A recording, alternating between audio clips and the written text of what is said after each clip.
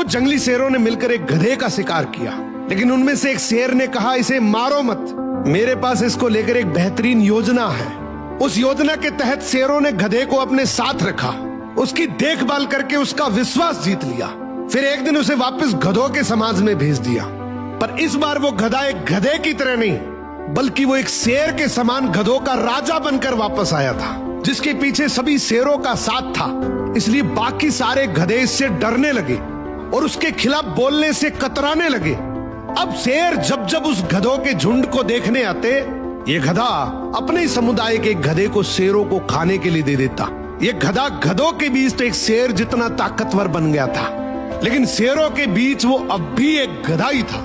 ये अपने जैसों पर तो राज करता था, लेकिन ये एक ऐसी ताकत से जुड़ा हुआ था जिससे वो बचकर भाग नहीं सकता था।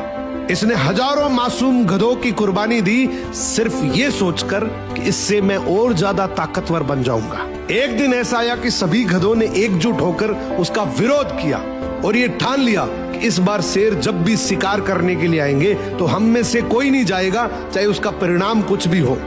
अगले दिन जब शेर आए तो ये गधा अकेला ही खड़ा था, इसके पास कोई दूसरा झुंड नहीं था। तो गधे ने शेरों से विनम्रता से कहा कि देखो साहब, मेरा खौफ अब खत्म हो गया, मेरी कोई बात नहीं मान रहा अब। तो शेरों ने डिसाइड किया कि चलो अब तू किसी काम का नहीं है तो तू ही साथ चल ले, आज का हमारा भोजन तू ही बनेगा। इस तरीके से आखिर में इस गधे का भी शिकार हो गया।